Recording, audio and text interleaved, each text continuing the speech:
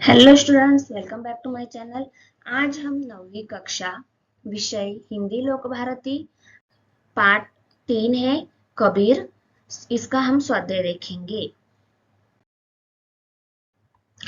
सूचना के अनुसार कृतियां संजाल। मस्त मौला के लक्षण क्या क्या है? मस्त मौला के लक्षण: वर्तमान कर्मों को सर्वस्व न समझना, प्रेम का मत वाला होना, भविष्य में सब कुछ झाड़ फटकार निकल जाना, पुराने कृत्यों का हिसाब न रखना। परिच्छेद पढ़कर प्राप्त होने वाली प्रेरणा लिखिए। तो प्राप्त होने वाली प्रेरणा ही देखो, चाहे कोई देश हो या चाहे कोई व्यक्ति, प्रत्येक को सफलता के लिए अलग माप जोख की आवश्यकता होती है। कोई देश या कोई व्यक्ति अपनी सफलता के लिए जो पैमाना निर्धारित करता है, यह जरूरी नहीं कि वही पैमाना दूसरे के लिए भी उपयोगी साबित हो। इसलिए प्रत्येक देश और प्रत्येक व्यक्ति को अपनी आवश्यकता और क्षमता के अनुसार अपनी सफलता के लिए विशिष्ट पैमाना निर्धारित करना चाहिए। सफलता तभी प्राप्त की जा सकती है। कबीर संत ही नहीं, समाज सुधारक भी थे। इस विषय पर विचार लिखिए।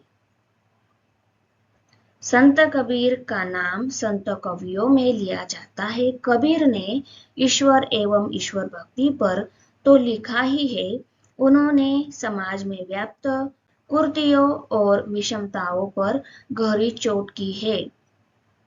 कबीर के काल में समाज में अनेक विकृतियां फैली हुई थी। तरह तरह के अंधविश्वास प्रचलित थे।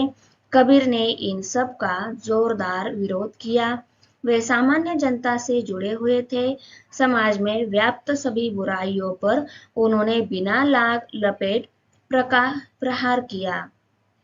इस तरह कबीर ने अपने काव्यों के माध्यम से समाज सुधार का महत्वपूर्ण कार्य किया है। संत कबीर का नाम संत कवियों में लिया जाता है। कबीर ने ईश्वर एवं ईश्वर भक्ति पर तो लिखा ही है, उन्होंने समाज में व्याप्त कुरीतियों और विषमताओं पर गहरी चोट की है। कबीर के काल में समाज में अनेक विकृतियां फैली हुई थी। तरह तरह के अंधविश्वास प्रचलित थे। कबीर ने इन सब का जोरदार विरोध किया। वे सामान्य जनता से जुड़े हुए थे। समाज में व्याप्त सभी बुराइयों पर उन्होंने बिना लाट लपेट प्रहार किया। इस तरह कबीर ने अपने काव्य के माध्यम से समाज सुधारक का महत्वपूर्ण कार्य किया है। मौलिक सृजन। संतों के वचन समाज परिवर्तन में सहायक होते हैं। इस विषय पर अपने विचार लिखिए। हमारे देश में अनेक संत हुए हैं, जिन्होंने अपने काव्यों, अपने साहित्य तथा अपने व्याख्यानों के माध्यम से समाज के लोगों में जागरूकता लाने और समाज परिवर्तन का काम किया है। संत कबीर का नाम इसमें सर्वोपरि है। इन्होंने तीर्थ क्षेत्रों, पूजा पाठ, व्रत आदि को महत्व न देकर अपनी वाणी से समाज में सुधार लाने का प्रयास किया। उन्होंने सत्य को ही ईश्वर माना और कहा कि राम रहीम दोनों एक ही है। इसी तरह गुरु नानक देव, कर्नाटक के संत बसवेश्वर, बंगाल के चैतन्य महाप्रभु, गुजरात के संत नरसिंह मेहता तथा महाराष्ट्र के संत नामदेव, संत एकनाथ, संत ज्ञानेश्वर, संत तुकाराम तथा संत रामदास स्वामी ने लोगों को समानता और मानव धर्म की शिक्षा दी। उन्होंने लोगों में एकता की भावना पैदा करने और एक दूसरे से हिल मिल कर रहने का संदेश दिया। पाठ के आंगन में सूचना के अनुसार कृतियां कीजिए। संजाल। देखो, कबीर की विशेषताएं क्या है, तो ये संजाल हमें पूरा करना है। तो देखो, मस्त मौला, युग प्रवर्तक, वीर साधक और वाणी, ये है कबीर की विशेषताएं। दूसरा प्रश्न है, सही विकल्प चुनकर वाक्य फिर से लिखिए। कबीर के मतानुसार प्रेम किसी उत्तर है, कबीर के मतानुसार प्रेम किसी खेत में नहीं उपजता।